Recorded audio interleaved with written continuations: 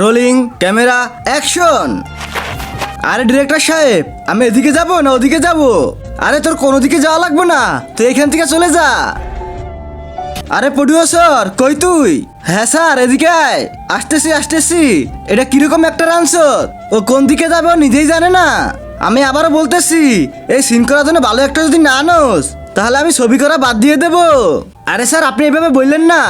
আপনি ছবি না করলে আমাদের পেট চলবে কিভাবে? আমাদের ক্যারিয়ার তো বরবাদ হয়ে যাইবো।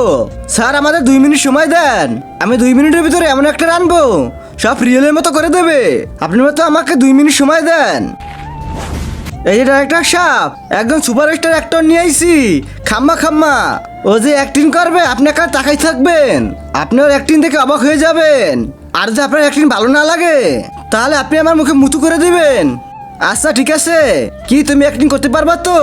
তো ডাইরেক্টর সাহেব, আপনি তো অনেক অ্যাক্টর দেখছেন, আমি কিন্তু ওইসব অ্যাক্টরের মতো না। আমি কিন্তু রিয়েলিস্টিক অভিনয় করে দেখাবো, একদম রিয়েলিস্টিক, খুব রিয়েল রিয়েল। আমার মতো আর কেউ অ্যাক্টিং করতে পারবে না। করতে পারবে না মানে করতেই পারবে না। আচ্ছা ঠিক আছে চলো।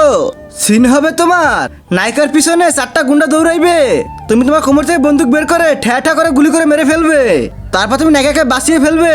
আচ্ছা ঠিক আছে, বন্দুক দেওয়া রে। আরে বন্দুক তো নাই। আর টেনশন করে না ডাইরেক্টর সাহেব, বন্দুক আমার কাছে আছে। Rolling camera action. আরে বাঁচাও বাঁচাও, কেউ আমাকে বাঁচাও, আমাকে গুন্ডারা ধরে নিয়ে যাচ্ছে, আমাকে কেউ বাঁচাও। ইয়া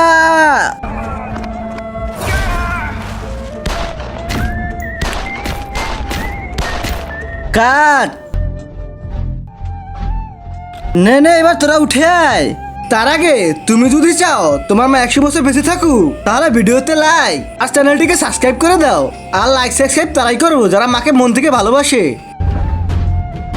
ডাইরেক্টর সাহেব, ও তো মরে গেছে, কি হয়েছে? আরে এটা তো রিয়েল বন্দুক। আরে ডিরেক্টর সাহেব, আমি তো প্রথমেই বলছি আমার সব কিছু রিয়েলিস্টিক হবে, তাহলে বন্দুককে আমি নকল আনবো নাকি?